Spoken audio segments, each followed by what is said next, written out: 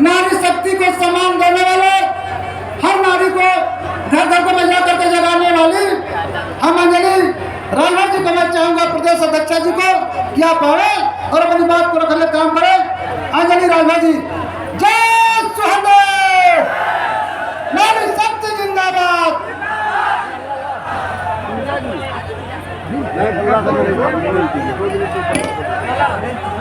जो भी बोलिएगा एक ही मोमेंट में।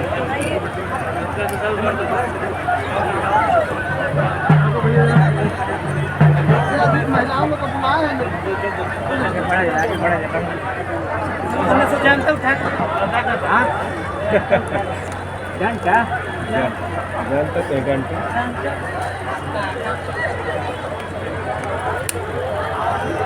सर्वप्रथम चक्रवर्ती सम्राट महाराजा सुहेलदेव जी के चरणों में श्रद्धा सुमन अर्पित करते हुए बिहार के 38 जिलों से आए हुए सभी सम्मानित जनता का मैं तहे दिल से स्वागत, वंदन एवं अभिनंदन करती हूँ। देखिए, मरा हुआ व्यक्ति कभी सोचता नहीं है और मरा हुआ व्यक्ति कभी बोलता नहीं है, लेकिन जो सोचता नहीं है और बोलता नहीं है वो जीते जी मर जाता है। इसलिए अब सोचने और बोलने का समय आ गया है। सभी ने बोला कि जातिगत जनगणना में हमारे साथ भेदभाव किया गया है और वाकई में किया गया है भेदभाव, क्योंकि सोचने वाली बात है। आरजेडी के प्रदेश अध्यक्ष जगदानंद जिस जिले से आते हैं उस जिले की आबादी में राजभरों की संख्या करीब 2.5 से 3 लाख है। गोपालगंज जहां पर ये निवासी है,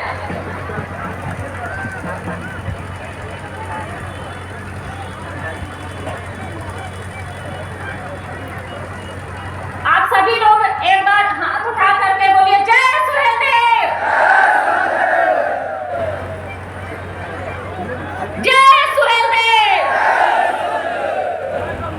और इसी तरह से गोपालगंज के निवासी हमारे उप मुखिया जो इस समय उप मुख्यमंत्री बनकर बैठे हुए, वहां पर भी राजभरों की संख्या 2.5 से 3 लाख है। और उसी तरह से राजगीर नालंदा में राजवंशियों की संख्या 3 लाख, 3.5 लाख, 4 लाख तक है।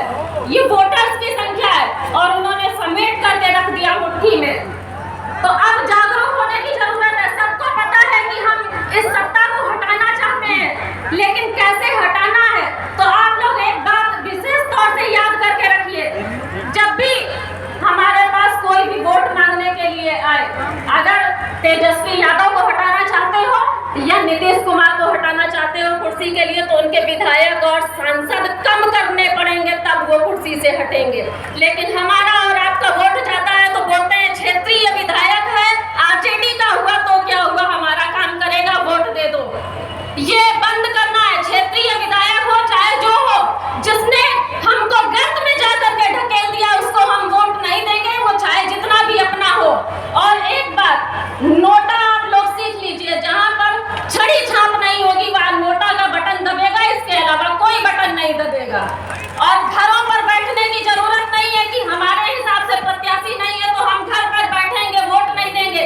वोट दीजिए, नोटा को वोट करिए। आप लोग नोटा को नहीं समझते हैं, नोटा की भी गिनती होती है और नोटा का मतलब ये होता है कि यहाँ पर जितने भी प्रत्याशी हमारे क्षेत्र में खड़े हुए थे वो हमारे लायक नहीं थे, ताकि उनको भी समझ में आए कि अब समाज ने हमारा बहिष्कार करना शुरू कर दिया है और अब हमको या तो सुधरना पड़ेगा या कुर्सी का मोह त्यागना पड़ेगा।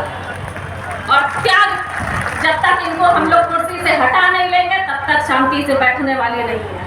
बहुत सारे लोग आज चिल्ला रहे हैं कि महिला अगर इतनी ही सशक्त है तो उसको आरक्षण की जरूरत क्या है।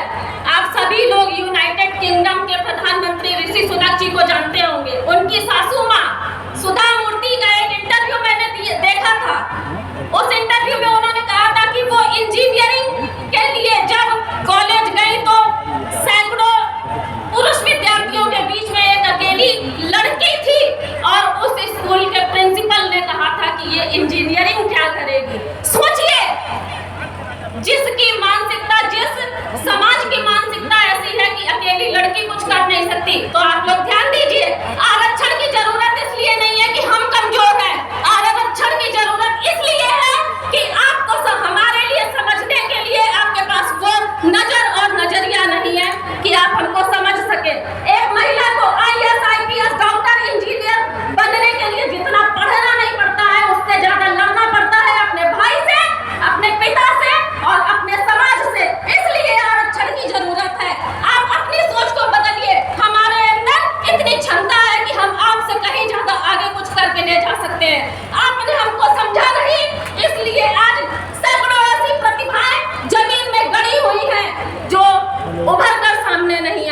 इसलिए महिलाओं को आगे बढ़ने का मौका दीजिए।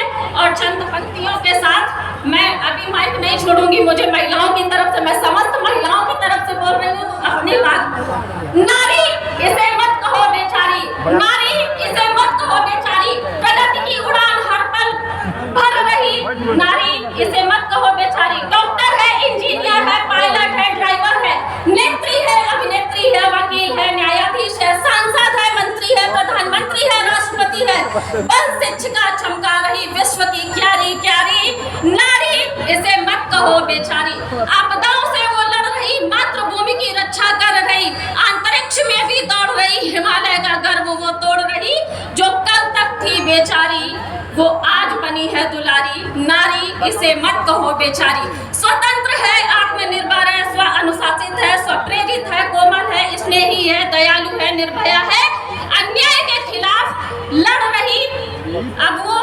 नारी, नारी इसे मत कहो बेचारी, नारी इसे मत कहो बेचारी।